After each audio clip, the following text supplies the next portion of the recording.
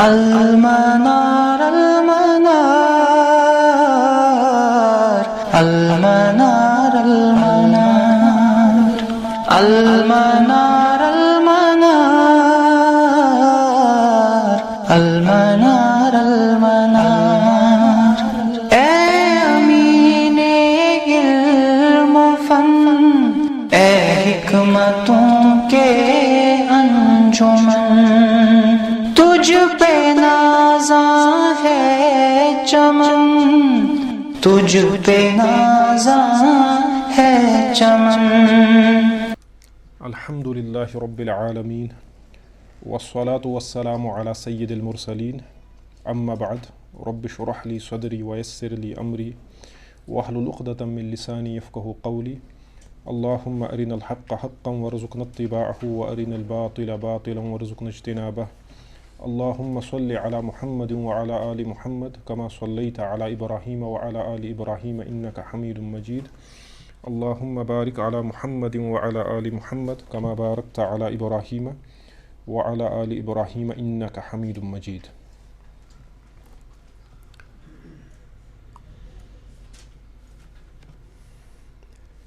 امام طحاوی رحمہ اللہ فرماتے ہیں وَنُسَمِّي أَهْلَ قِبْلَتِنَا مُسْلِمِينَ مُؤْمِنِينَ۔ اہل السنہ کے اصولوں میں سے ایک اصول یہ بھی ہے کہ ہم اہل قبلہ کو مسلمان اور مومن کہتے ہیں۔ اہل قبلہ کو ہم مسلمان اور مومن مانتے ہیں، یعنی یہ اتنی عبارت نہیں ہے، اس کے بعد مزید اس کی تفصیل ہے۔ ما داموا بما جاء به النبی صلی اللہ علیہ وسلم معترفین، جب تک وہ اس چیز کا اعتراف کرتے ہیں جس کو لے کے رسول اللہ صلی اللہ علیہ وسلم آئے، یعنی ہم اہل قبلہ کو مسلمان مانتے ہیں جب تک کہ وہ رسول اللہ صلی اللہ علیہ وسلم کی لائی ہوئی تمام چیزوں کا کیا نہ کرے، اعتراف۔ وَلَهُ بِكُلِّ مَا قَالَ وَأَخْبَرَ مُصَدِّقِينَ، اور رسول اللہ صلی اللہ علیہ وسلم نے جو بھی فرمایا اور جس کی بھی آپ نے خبر دی اس کی تصدیق نہ کریں، یعنی جب تک وہ تصدیق کرتے رہیں گے رسول اللہ صلی اللہ علیہ وسلم نے جو چیزیں لائی اور اعتراف کریں گے ان چیزوں کا جس کو لے کے آپ صلی اللہ علیہ وسلم آئے، تب تک ہم اہل قبلہ کو کیا کہتے ہیں؟ مومنین مسلمین۔ تو اہل قبلہ، یہ جو یہ لفظ ہے اہل قبلہ، یہ میں ابھی آپ کو بتاؤں گا یہ کہاں سے آیا ہے اصل میں، یہ لفظ جو ہمارے علماء نے استعمال کیا اس کی بنیاد کیا ہے۔ تو وہ یہ حدیث ہے جس میں رسول اللہ علیہ والسلام نے فرمایا، امام بخاری نے اس کو روایت کیا ہے، حضرت انس بن مالک رضی اللہ عنہ اس کے راوی ہیں، کہ رسول اللہ صلی اللہ علیہ وسلم نے فرمایا من صلی صلاتنا، جس نے ہماری نماز پڑھی، یعنی جو نماز ہم پڑھتے ہیں 5 وقت کی نماز، جس طرح ہم نماز پڑھتے ہیں، جس نے ہماری نمازیں پڑھی، واستقبل قبلتنا، اور ہمارے قبلے کی طرف منہ کر کے نمازیں پڑھی، ٹھیک ہے، یعنی نمازیں تو ہماری طرف پڑھی اور ہمارے قبلے کی طرف منہ کر کے نمازیں پڑھی۔ نماز اس لیے ہے کہ نماز دین کا سب سے اہم حکم ہے، توحید کے بعد سب سے افضل عبادت جو اسلام میں ہے وہ توحید ہے، اور توحید کے بعد نماز ہے، ٹھیک ہے۔ تو جس نے ہماری طرح نماز پڑھی، جس نے ہماری نماز پڑھی اور ہمارے قبلے کی طرف منہ کیا، وَأَكَلَ ذَبِيحَتَنَا، اور ہمارا ذبیحہ کھایا، یعنی اس کا تعلق انسان کی تہذیب کے ساتھ بھی ہے۔ یہ جہاں پہ عقائد کو ڈسکس کرتی ہیں یہ چیزیں، جہاں پہ عبادت آ جاتی ہے وہاں پہ ذبیحہ، وہاں پہ کلچر بھی انسان کا آ جاتا ہے، تہذیب و ثقافت۔ جس نے ہماری نماز پڑھی، ہمارے قبلے کی طرف منہ کر کے نمازیں پڑھی، وَأَكَلَ ذَبِيحَتَنَا، اور ہمارا ذبح کیا ہوا جانور کھایا یا ہمارے طریقے پہ ذبح کیا، فَذَلِكَ الْمُسْلِمُ، تو وہ کیا ہے؟ مسلم، وہ مسلمان ہے۔ الَّذِي لَهُ ذِمَّةُ اللَّهِ وَذِمَّةُ رَسُولِهِ، یہ اس کو اللہ اور اس کے رسول نے اپنی طرف سے ذمہ دیا ہے، یعنی اللہ اور اس کے رسول کے ذمے میں ہے۔ فَلَا تُخْفِرُ اللَّهَ فِي ذِمَّتِهِ، پس تم اللہ کے عہد کو مت توڑو، یعنی یہ اللہ کے عہد میں ہے، شارٹ میں کہ یہ مسلمان ہے، تم اس کو غیر مسلم تصور مت کرو، اس کو اللہ نے امان دی ہے، اس کو اللہ کے رسول نے امان دی ہے صلی اللہ علیہ وسلم، تم یہ نہ کہو کہ یہ کافر ہے اور اس کو تم اس کا مال یا اس کی جان کو مباح سمجھو، ٹھیک ہے۔ تو یہ جو حدیث ہے اس میں یہ لفظ استعمال ہوا ہے واستقبل قبلتنا، تو یہ اور بھی روایت میں اس کے مختلف طرق ہیں بعض الفاظ کے اختلاف کے ساتھ، تو اہم مسئلہ یہی ہے کہ واستقبل قبلتنا، تو اس لفظ کو بنیاد بنا کے تو رسول اللہ علیہ والسلام نے اس کو ایک مطلب خبر کے طور پہ ذکر کیا، لیکن ہمارے یہاں جو ہمارے علماء ہیں انہوں نے پھر اس کو ایز اصطلاح استعمال کیا اہل القبلہ، ٹھیک ہے۔ اہل قبلہ کو کہا گیا یہ وہ لوگ ہیں جو مسلمان ہیں، یہ وہ لوگ ہیں جو نمازیں پڑھتے ہیں، اور ظاہر سی بات ہے نمازیں کعبہ کی طرف منہ کر کے ہی پڑھتے ہیں، تو اہل قبلہ ان لوگوں کو کہا گیا جن کو ہم مسلمان کہتے ہیں، اگرچہ ان میں کمزوریاں بھی ہیں اور اگرچہ ان میں گمراہیاں بھی ہیں، لیکن جب تک یہ اہل قبلہ ہیں تو یہ مسلمان ہیں۔ تو یہاں پہ لیکن مسئلہ ہے کہ یہ اہل قبلہ سے مراد کیا ہے، تو اس پہ ہمارے علماء نے کلام کیا ہے، تو یہ ایک اصطلاح بنی ہے۔ اب اہل قبلہ سے اس لفظ کو استعمال کیا، یہ جو حدیث ہے اس کو بہت زیادہ ایکسپلائٹ کرنے کی کوشش کی جو قادیانی تھے، جن کے کفر پہ اجماع ہے، یعنی احمدی جو ہیں، احمدی کہنا تو ویسے ان کو غلط ہی ہے، قادیانی، مرزائی جن کو کہتے ہیں، مرزا غلام احمد قادیانی کے جو فالوورز ہیں، تو وہ ان حدیثوں کو استعمال کرتے تھے، کہتے بھائی یہ تو آیا ہے کہ من صلی صلاتنا، دیکھیں اگر آپ اس کا اطلاق قادیانیوں پہ کریں گے، دیکھیں من صلی صلاتنا جس نے ہماری نمازیں پڑھی، قادیانی بھی یہی نمازیں پڑھتے ہیں، ٹھیک ہے، واستقبل قبلتنا، قادیانی بھی ہمارے قبلے کی طرف منہ کر کے نماز پڑھتے ہیں، وہ اکیلا ذبیحتنا، وہ بھی ہمارا ذبیحہ کھاتے ہیں، فذالک المسلم، تو کیا ہم قادیانی کو مسلم کہیں گے؟ نہیں۔ تو اس کا مطلب ہے کہ اہل قبلہ جو ہے یہ ایک الگ اصطلاح ہے، اس سے مراد کیا ہے آج کی کلاس میں مختصراً اس پہ انشاءاللہ بات کریں گے۔ تو مسئلہ ہے کہ مل مراد باہل القبلہ، اہل قبلہ سے کون لوگ مراد ہے؟ الذین لا یکفرون، کفر یکفر تکفیر، اہل قبلہ سے کون لوگ مراد ہیں جن کو ہم کافر نہیں کہیں گے، جن کی تکفیر نہیں ہوگی۔ تو اس سلسلے میں امام ابن ابی العز الحنفی رحمہ اللہ فرماتے ہیں والمراد بقولہ اہل قبلتنا، ان کے اس قول اہل قبلہ سے کون مراد ہیں؟ من یدعی الاسلام ویستقبل القبلہ، جو اسلام کا دعویٰ کرے اور قبلہ کی طرف منہ کر کے نماز پڑھے۔ وَإِن كَانَ مِنْ أَهْلِ الْأَهْوَاءِ أَوْ مِنْ أَهْلِ الْمَعَاصِي، اگرچہ وہ اہل الاہوا میں سے ہو یا اہل المعاصی میں سے، یہ دو لفظ استعمال ہوئے، ایک ہے اہل الاہوا،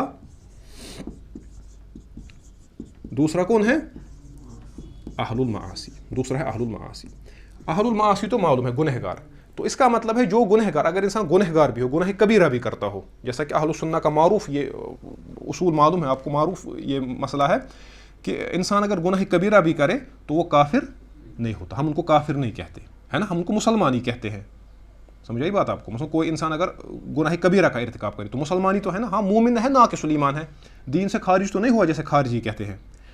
تو اہل المعاصی بھی اہل قبلہ ہیں، اس میں بہت سارے، اس میں اہل سنت کی ایک بڑی جماعت آئے گی، کیونکہ اہل سنت کے بہت سارے لوگ ہیں جو گناہوں میں مبتلا ہیں، اور اکثریت لوگوں کی آج کے زمانے میں ایسی ہے جو کبائر کا بھی مطلب ارتکاب کرتے ہیں، ٹھیک ہے، مختلف اعتبارات سے۔ چھوٹی سی مثال غیبت ہے، غیبت بہت بڑا گناہ ہے، کبیرہ گناہ، لیکن یہ تو ہر کوئی کرتا ہے، مولوی بھی، مفتی بھی اس میں مبتلا ہے، اور بقول علامہ شبلی نعمانی کے رحمہ اللہ، علامہ شبلی فرماتے آج کے جو دینی حلقے ہیں، غالباً الغزالی میں انہوں نے لکھا ہے، آج کل کے جو دینی حلقے ہیں مسلمانوں کے، فرماتے ہیں اگر اس میں سے غیبت کے عنصر کو باہر نکالا جائے تو مسلمانوں کی مجلس خاموش سناٹا چھائے گا وہاں پہ، ٹھیک ہے، تو یہ گناہ کبیرہ ہے۔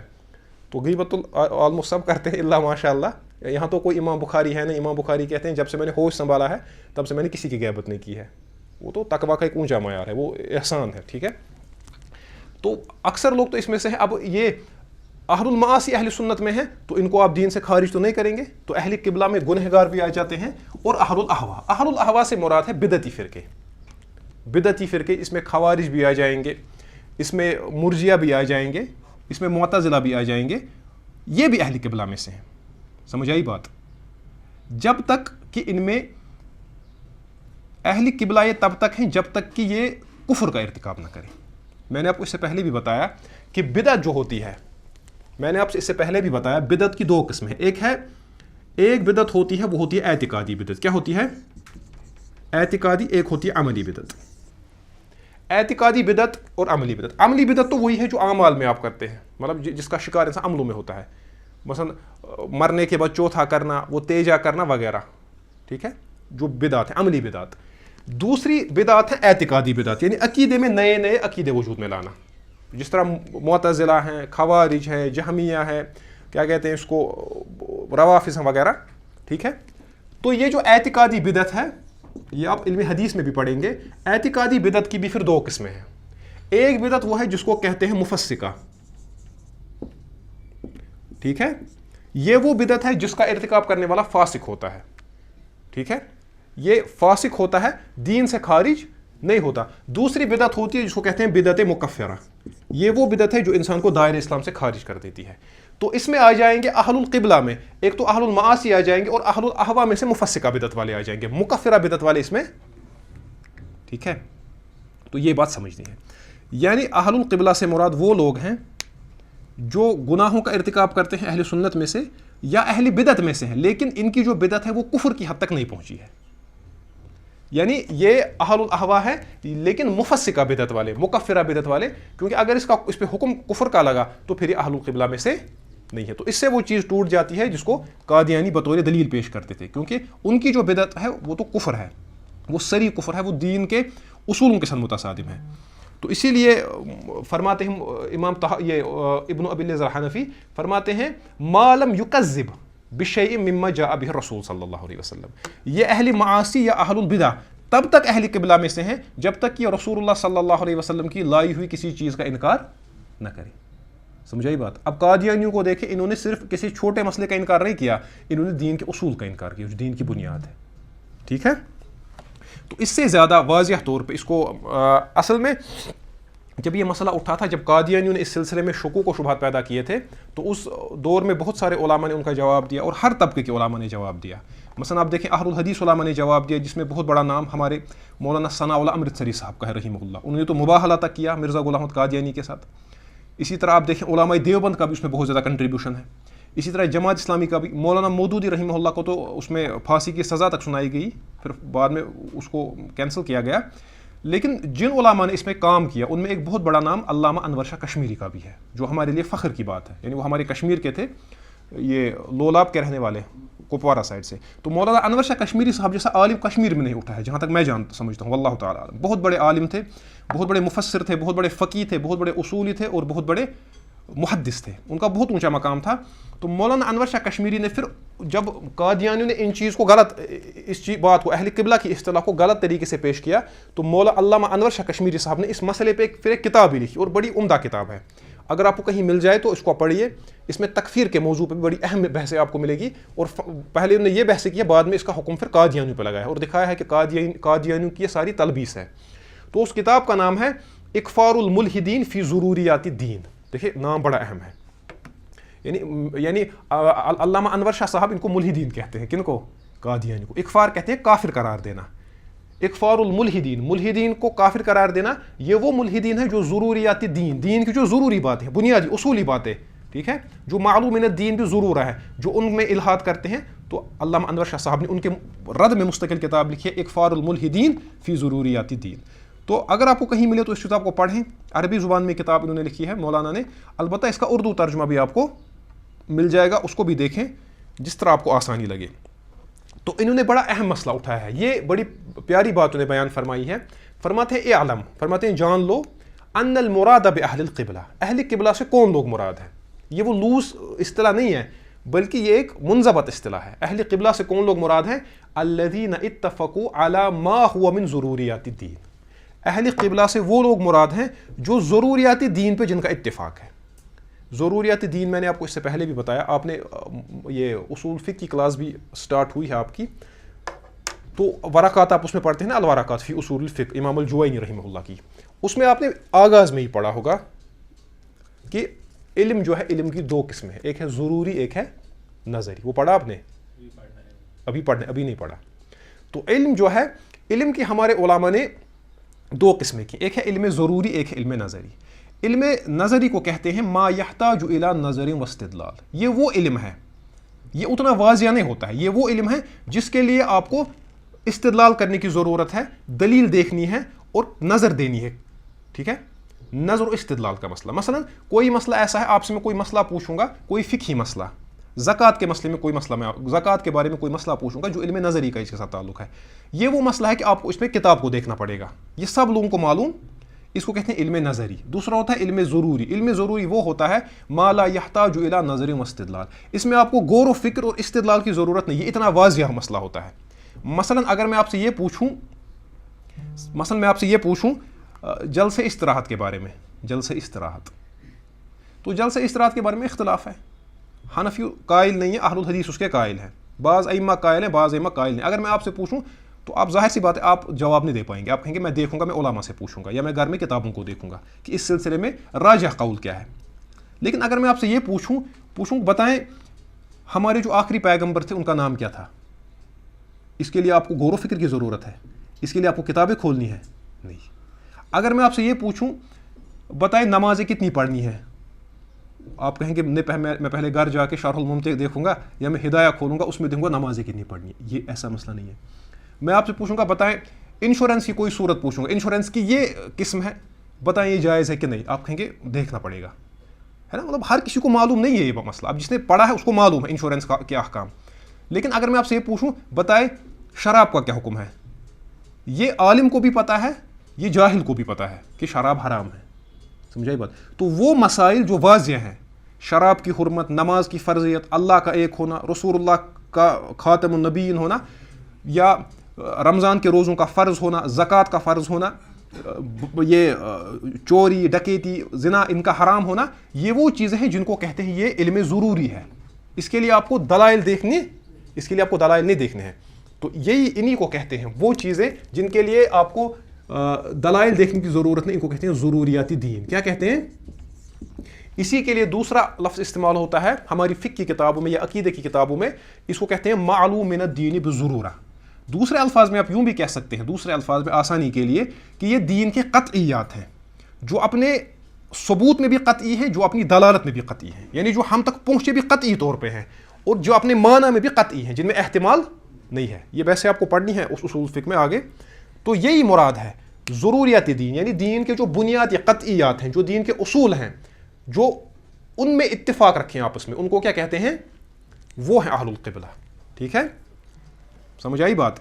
تو اس کے بعد فرماتے ہیں وَمَنْ وَاظَبَ طُولَ عُمْرِهِ عَلَى الطَّاعَاتِ وَالْعِبَادَاتِ. فرماتے ہیں جو شخص ساری زندگی اللہ کی عبادت کرتا رہا اور اللہ کی اطاعت کرتا رہا ساری زندگی, مع اعتقاد قدم العالم ونفی الحشر او نفی علمہ سبحانہ وتعالی بالجزئیات لا یکون من اہل القبلہ.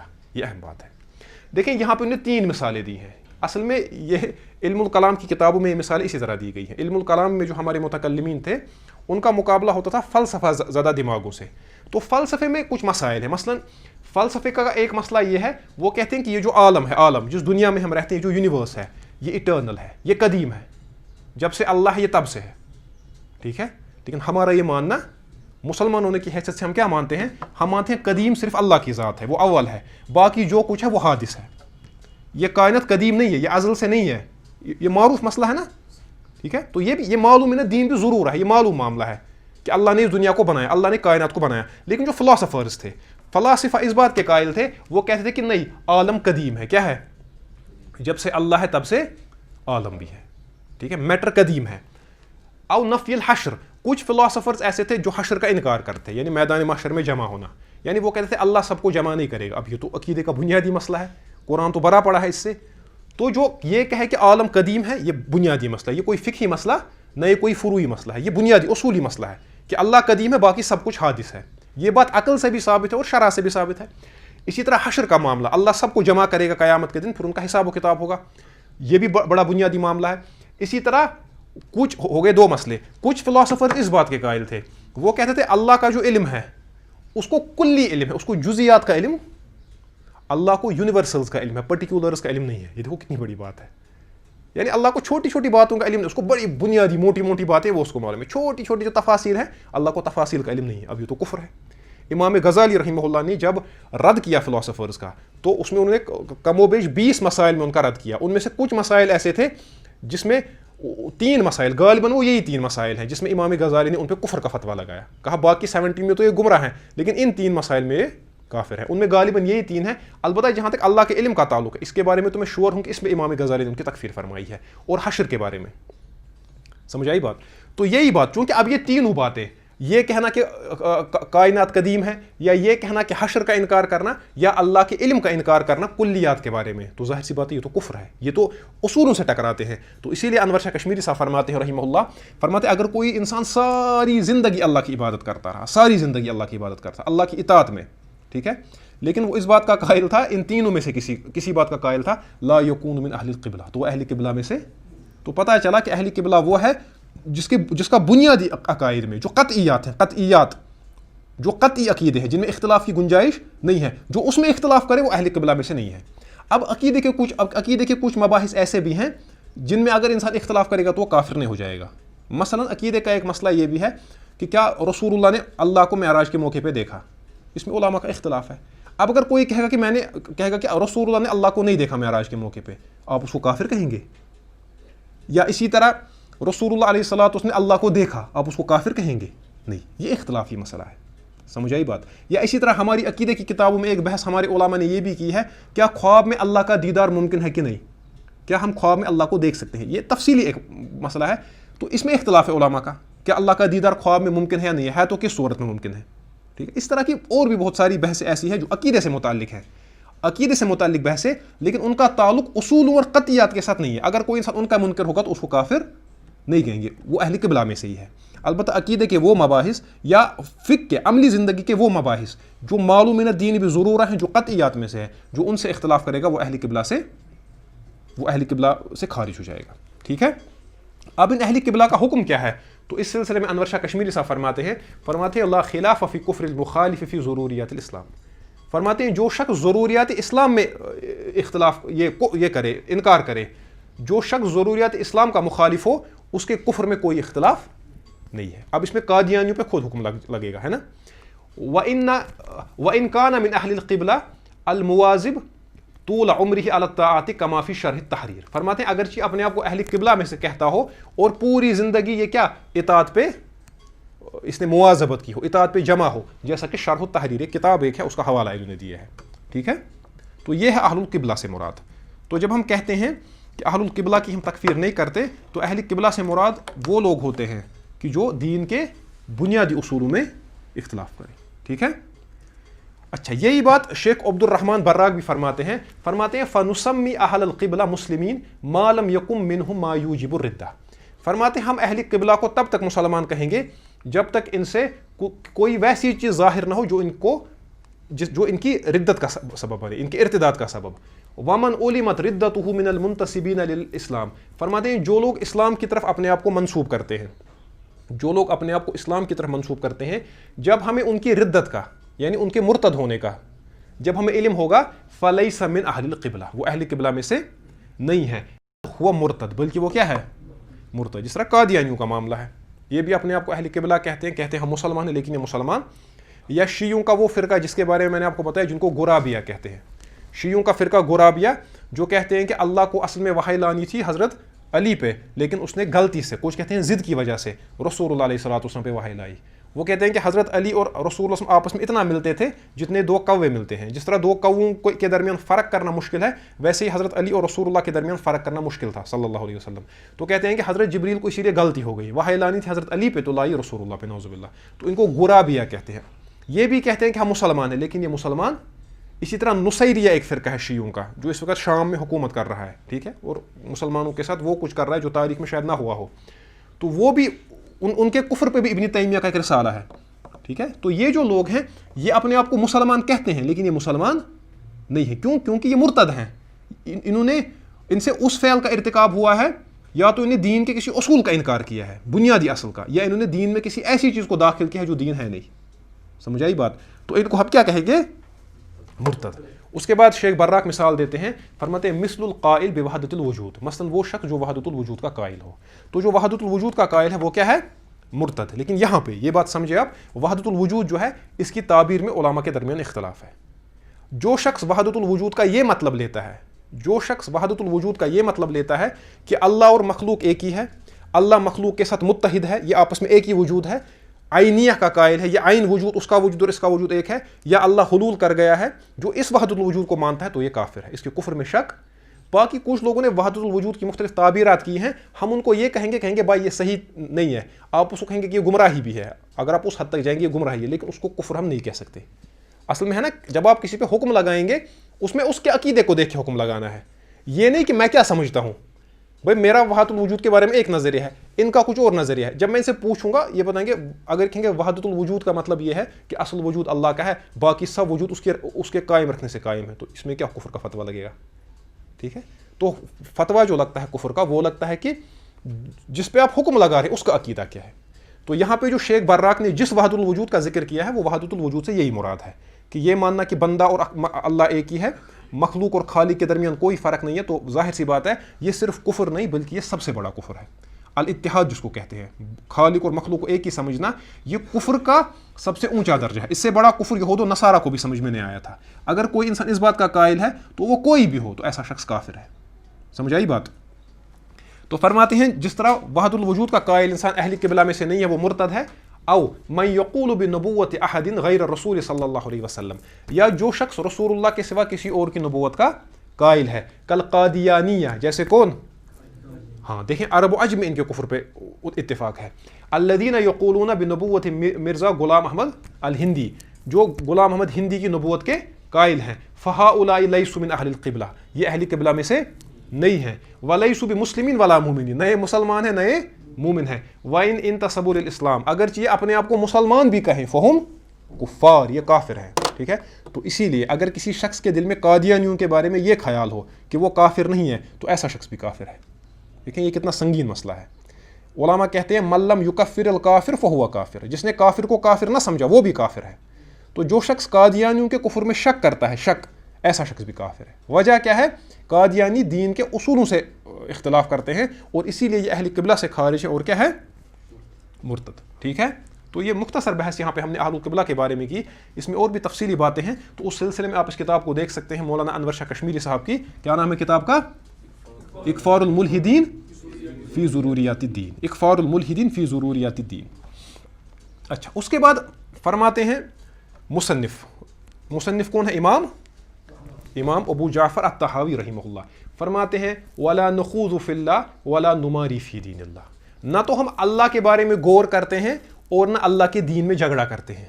یہ بڑی اہم بات ہے, یہ منہج کا مسئلہ ہے, یہ منہج کا مسئلہ ہے. یعنی اہل سنت کا منہج کیا ہے؟ منہج کیا ہے؟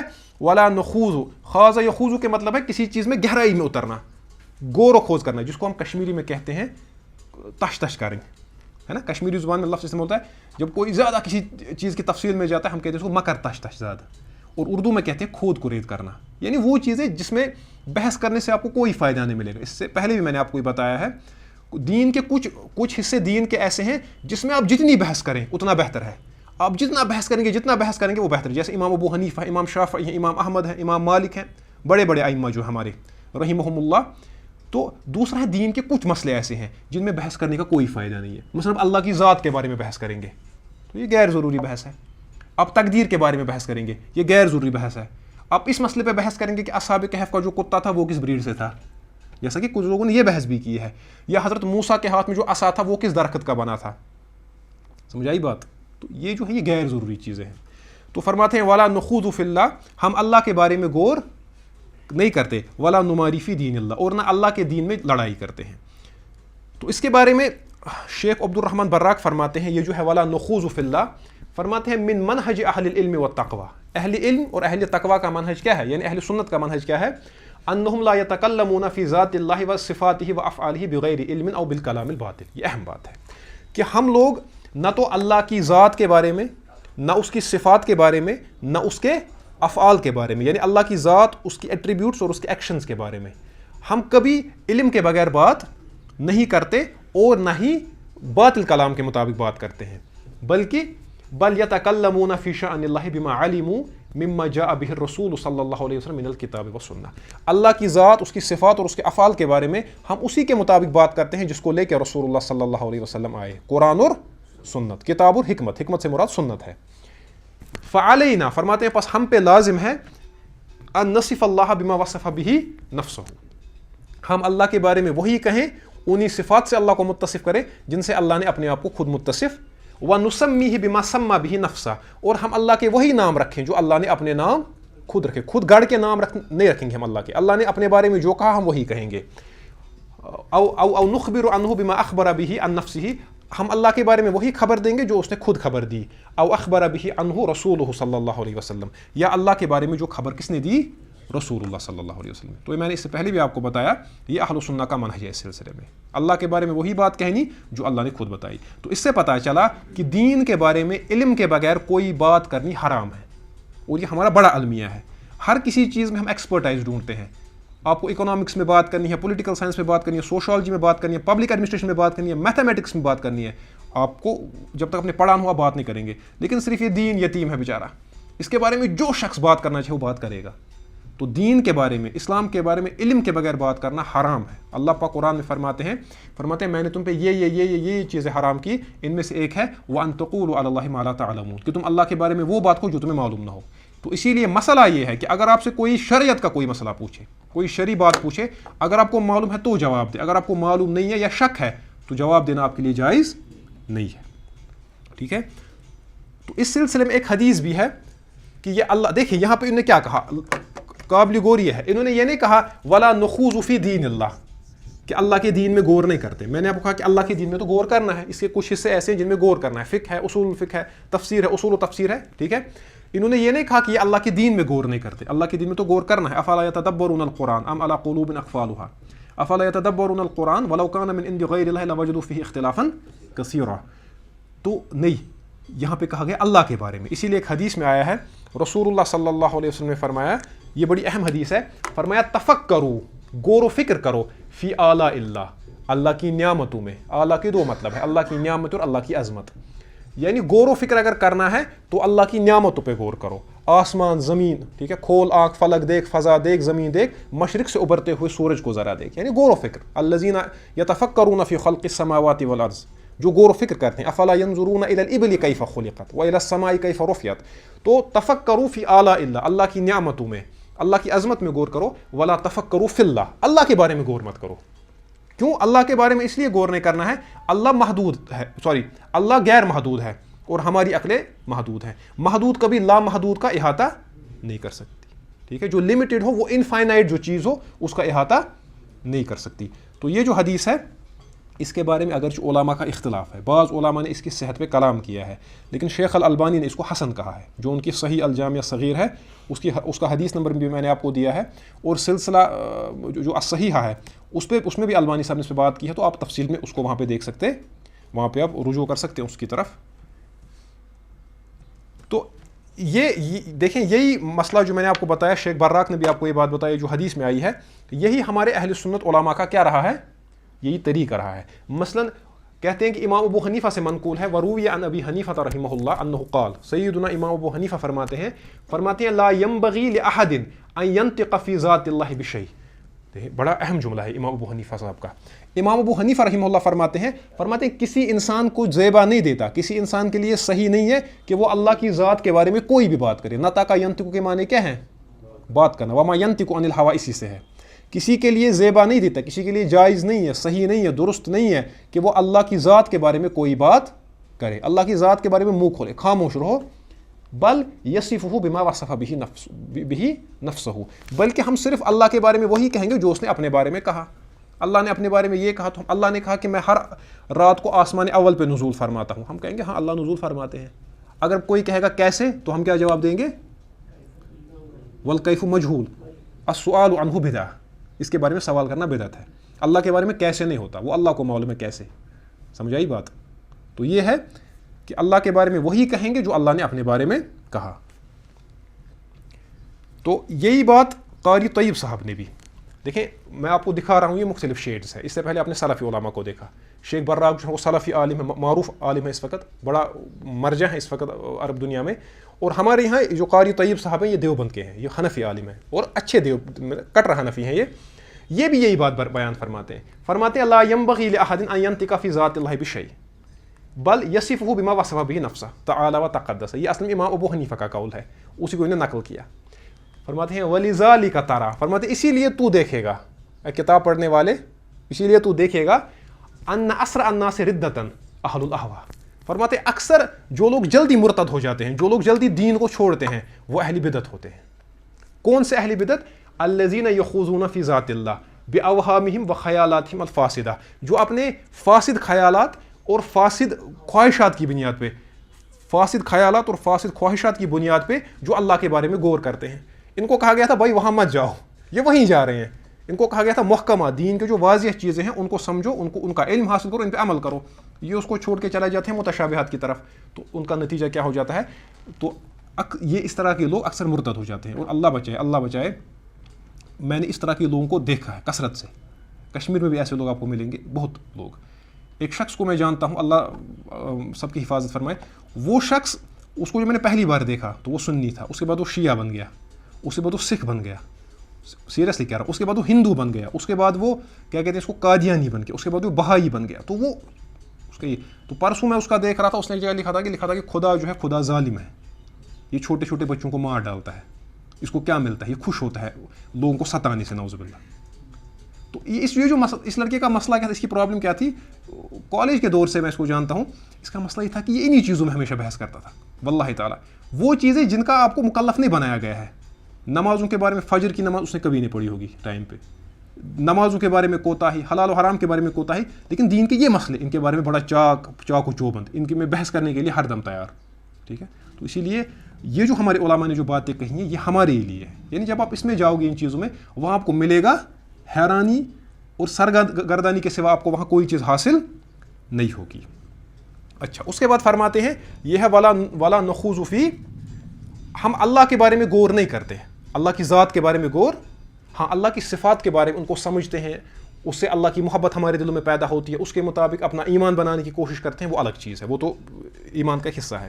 اس کے بعد فرماتے ہیں ولا نماری فی دین اللہ, مارا یماری, ٹھیک ہے, اس کا مضرات ہے المرا, اس کا مطلب ہے الجدال, المرا الجدال, جادل یجادل مجادلہ اور جدال, فاعل یفاعل مفاعلہ, اس کا دوسرا مصدر ہے مفعال, فعل, المرا جدال یعنی لڑائی کرنا, بحثیں کرنا, غیر ضروری بحثیں.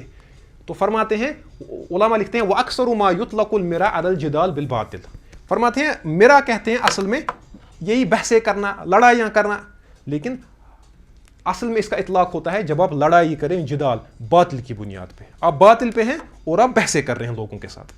تو ہم اللہ کے دین میں ایسا نہیں کرتے. تو فرماتے ہیں اما, یہ جو آپ لڑائی کر رہے ہیں کیا کہتے ہیں اس کو, باطل کی بنیاد پہ, اس کے دو شکلیں ہیں. کیا ہے؟ ایک اما من جہت القصد, یا تو آپ کی نیت بد ہوگی, آپ کی نیت بری ہوگی, آپ اس لیے بحث کر رہے ہیں تاکہ میں مشہور ہو جانا چاہیے.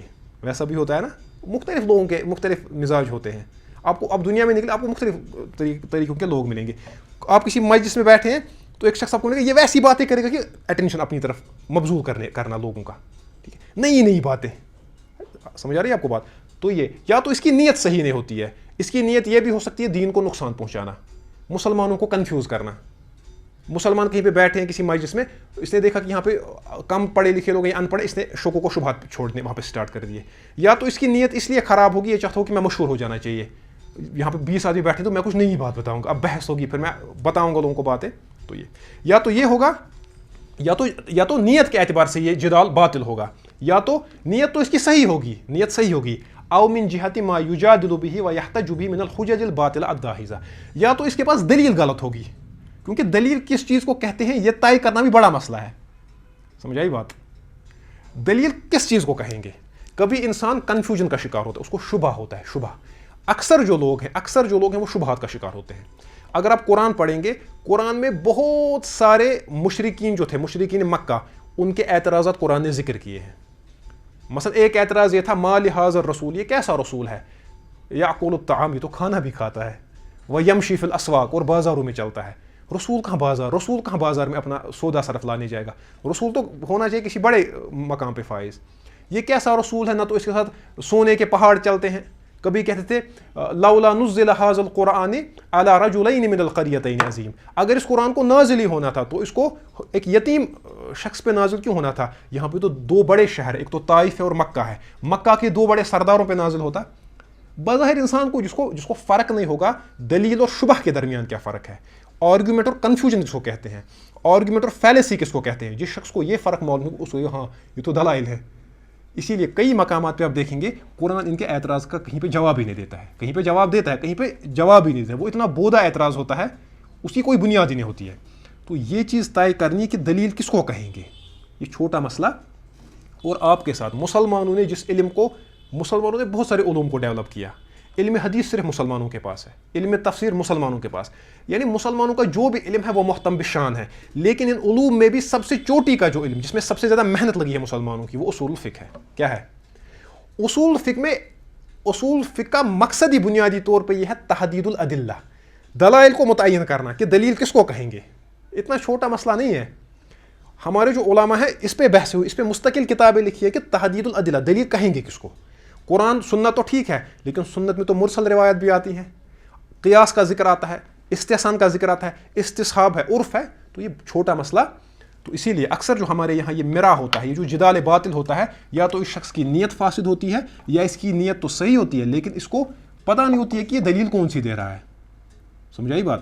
تو یہ ہے ولا نماری فی دین اللہ، ہم اللہ کے دین میں لڑائیاں نہیں کرتے. یہ جو جدال بالباطل ہے یعنی باطل کی بنیاد پہ لڑائیاں کرنا، ہوا سبیل اعداء الرسول، اعداء الرسول، یہ اللہ کے جو رسول ہیں ان کے جو دشمن تھے یہ ان کا طریقہ تھا. یعنی اللہ جب رسولوں کو بھیجتا تھا تو رسولوں کے جو دشمن ہوتے تھے، ان کے دشمن، وہ اس کو استعمال کرتے تھے ایز اے ٹول، ایک ہتھیار کے طور پہ. تو قرآن میں سورہ غافر میں اللہ پاک فرماتے ہیں وما یجادل فی آیات اللہ، اللہ کہتے ہیں کہ میری آیات کے بارے میں جدال نہیں کرتے، لڑائیاں جھگڑے نہیں کرتے، بحثیں نہیں کرتے، الا الذین کفروا، لیکن جو کیا ہیں؟ کافر. تو یہ کافروں کا طریقہ ہے.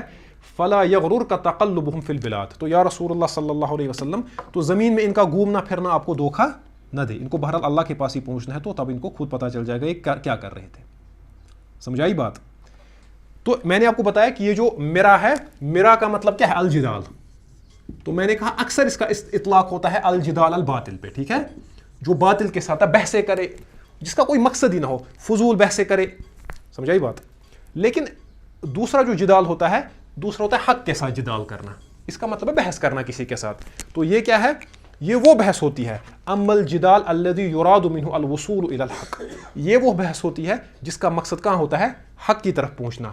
واظهاره ودفع الباطل، اور اس کا مقصد ہوتا ہے حق کو ظاہر کرنا اور باطل کو توڑنا، ٹھیک ہے. فهذا مشروع، تو یہ جائز ہے. فهذا وهو من طرق الدعوہ، اور یہ اللہ کی طرف دعوت دینے کے طریقوں میں سے ایک طریقہ ہے جدال کرنا. یعنی پتہ چلا کہ بحثیں کرنا، مناظرے کرنا، اس کی دو قسمیں ہیں. ایک ہے اللہ کے دین کے لیے، اس کی ایک آج کے زمانے میں آپ کو اس کی بڑی پیاری مثال ڈاکٹر ذاکر نائک کی ملے گی. ذاکر نائک بحثیں کرتے ہیں، جدال کرتے ہیں، مجادلہ، لیکن وہ مجادلہ ہے جو جائز ہے، وہ بحث ہے جس کا مقصد حق کو ظاہر کرنا ہے. آپ دیکھیں ان کے جتنے بھی مناظرے ہیں، ولیم کیمپبیل کے ساتھ ان کا مناظرہ ہے، تو اس کو شکست فاش دی ہے ڈاکٹر ذاکر نائک صاحب نے، یا اس طرح جو کام کرتے ہیں. تو وہ ان چیزوں پہ ہے جہاں پہ حق کو ظاہر کرنا ہے. ڈاکٹر ذاکر نائک صاحب کا قصد اس میں صحیح ہے. اس کے برعکس دوسری بحثیں وہی ہیں، دکانوں پہ، ہوٹلوں میں، ہاں، اور فیس بک تو اس کے لیے سب سے بڑا پلیٹ فارم ہے. فیس بک سب سے بڑا اس میں فتنہ ہے. تو غیر ضروری بحثیں، اب فلاں عالم نے تقریر کی، فلاں شخص نے ویڈیو بنایا، وہاں پہ قبر ہل رہی ہے، تو دوسرے نے اس پہ بحث کی، تو چل رہا ہے یہ. تو کشمیری پوری قوم اس کے ساتھ مصروف ہے. وہ اس قوم کو بھائی اس کو جان کے لالے پڑے ہوئے ہیں، اور آپ فیس بک پہ بحثیں چل رہی ہے. تو پتہ چلا کہ جدال کی دو قسمیں ہیں. ہمارے جو علماء، یا مناظرہ بازی، اس کا تو بازار گرم ہے، ٹھیک ہے. اب اس پہ لڑائیاں ہو رہی ہے کہ 8 ہیں کہ 20 ہے، یہ آج تک یہ مسئلہ حل نہیں ہو پا رہا ہے، یہ اختلافی مسئلہ ہے. تو یہ پریشانی کیا کرے اس کا؟ تو اللہ تبارک و تعالیٰ فرماتے ہیں جو جدال باطل ہے وہ تو آپ نے دیکھا، لیکن جو جدال بالحق ہے اس کے بارے میں اللہ پاک فرماتے ہیں، حکم دیتے ہیں ادعو الی سبیل ربک بالحکمۃ والموعظۃ الحسنہ. اور ڈاکٹر ذاکر نائک اکثر یہ آیت پڑھتے ہیں، آپ دیکھو اکثر اس آیت کو پڑھتے ہیں، ادعو الی سبیل ربک بالحکمہ، اپنے رب کی طرف بلاؤ حکمت کے ساتھ، والموعظۃ الحسنہ، اور اچھے واعظ کے ساتھ، وجادل ہے نا مجادلہ، وجادلہم باللتی ہی احسن، اور ان کے ساتھ مجادلہ کرو، بحث کرو، مناظرہ کرو، لیکن اچھے طریقے سے. دوسری جو اللہ پاک فرماتے ہیں ولا تجادلوا اہل الکتاب، اہل کتاب کے ساتھ بحث مت کرو، الا باللتی ہی احسن، لیکن اچھے طریقے سے بحث کرو اچھے طریقے سے. سمجھائی بات؟ تو پتہ چلا یہ جو منع کیا گیا ہے دین میں بحثیں، اس سے مراد کیا ہے. تو اس سلسلے میں ہمارے جو علماء تھے ان کا طریقہ اس میں کیا تھا. دیکھیں امام ابو یوسف فرماتے ہیں، روی عن ابی یوسف انہ قال، امام ابو یوسف سے روایت ہے، یہ بڑا اہم واقعہ ہے. فرماتے ہیں کنت عند ابی حنیفہ، میں امام ابو حنیفہ کے پاس تھا، اذ دخل علیہ جماعت، تو ایک جماعت داخل ہوئی، فی ایدیہم رجلان، تو 2 آدمی ان کے ساتھ تھے، جماعت 2 آدمیوں کو لا رہی تھی. فقال، انہوں نے کہا، ان احد ہذین یقول، ان میں سے ایک کہتا ہے، کیا کہتا ہے؟ ان القرآن مخلوق، قرآن کیا ہے؟ مخلوق. والآخر ینازعہ ویقول، دوسرا اس کے ساتھ منازعہ کرتا ہے، بحث کرتا ہے، کہتا ہے القرآن غیر مخلوق، قرآن کیا ہے؟ غیر مخلوق.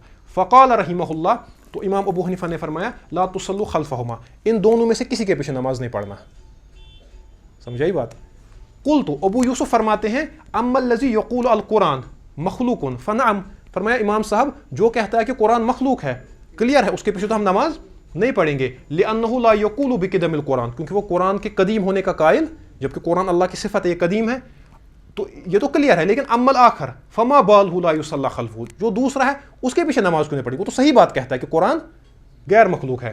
تو امام ابو حنیفہ نے جواب دیا قال انہما تنازع فی الدین، یہ دین میں بحثیں کرتے ہیں. سمجھ آئی بات؟ والمنازعۃ فی الدین بدعہ، اور دین میں بحثیں کرنا بدعت ہے. ایک ہے بحث کرنا حق کو ظاہر کرنے کے لیے. اب آدمی نہیں مان رہا تو اٹھو اپنا کام کرو. یہ الجھے ہوئے ہیں اس بات میں, نہیں مخلوق ہے غیر مخلوق, مخلوق ہے غیر مخلوق ہے. تو ابو حنیفہ نے کہا دونوں میں سے کسی کے پیچھے نماز میں پڑھو, کیونکہ ان کا جو ان کی عادت ہی بن گئی ہے کیا, دین میں جدال کرنا. سمجھائی بات. تو اسی طرح بس ایک دو سلائڈز اب اس میں ہیں. دوسرا بڑا اہم قول اس سلسلے میں ہے, دخل ابو مسعود علی حذیفہ, جناب ابو مسعود حضرت حذیفہ رضی اللہ عنہ کے پاس گئے, حذیفہ بن یمان جو بہت مشہور صحابی تھے. فقال آحد الی, کہا مجھے کوئی نصیحت کرے جس کو میں مضبوطی سے تھاموں. فقال, حضرت حذیفہ نے فرمایا, الم یأتک الیقین, کیا تمہارے پاس یقین نہیں آیا, تم تو مسلمان ہو, یقین تو ہے تمہارے پاس. قال بلا وعزت ربی, کہا کیوں نہیں, میرے رب کی عزت کی قسم میں تو یقین والوں میں سے ہوں.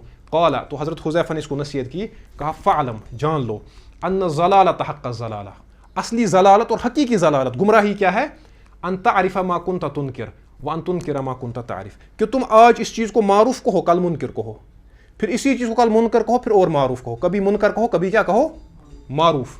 وَإِيَّاكَ وَالتَّلَوُّنَ فِي دِينِ اللَّهِ تَعَالَى, فرمایا اور احتیاط کرو کہ اللہ کے دین کے بارے میں تم اپنے رنگ چینج کرو, کل کو ایک چیز کہتے ہو پھر اور چیز کہو گے. سمجھائی بات. فَإِنَّ دِينَ اللَّهِ واحد, اللہ کا دین ایک ہے. یعنی اللہ کا دین ایک ہے, وہ واضح ہے, جو قرآن میں نازل ہو, جو جس کو صحابہ نے سمجھا اور ہم تک پہنچایا علماء کے ذریعے. اب جو انسان ان بحثوں میں پڑے گا وہ کبھی شیعہ ہوگا, کبھی قادیانی بنے گا, کبھی مرجی بنے گا, تو وہ گھومتا رہے گا. ٹھیک ہے. تو اسی لیے ہمارے جو بہت بڑے امام تھے حضرت عمر بن عبدالعزیز رحمہ اللہ, فرماتے ہیں, یہ بڑا پیارا قول ہے, یہ اس کو آپ کہتے ہیں نا وہ آب زر سے لکھنے کے قابل ہے. فرماتے ہیں من جعل دینہ غرضا للخصومات اکثر التنقل, جو شخص دین میں صرف بحثیں کرتا ہے یہ اکثر اپنا دین چینج کرتا ہے.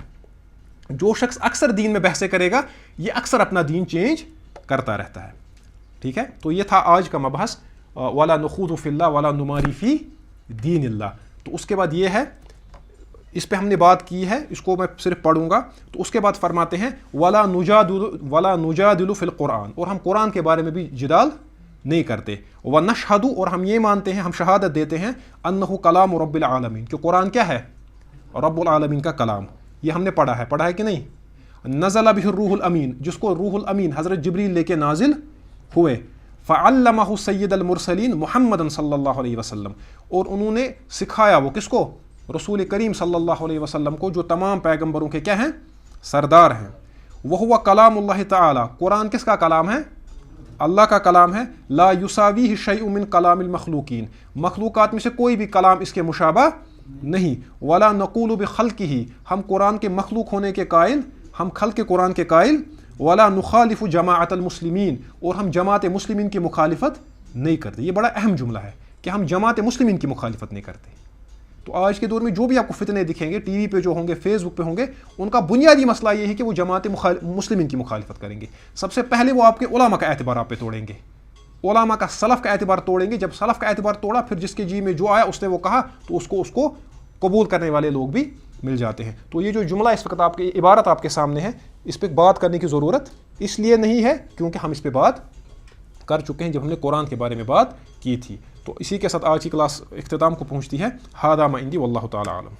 اللہ ربی واحد وانا بذلك اشهد لا مبدئي واصول بالرغم ممن يجحد وشهادتي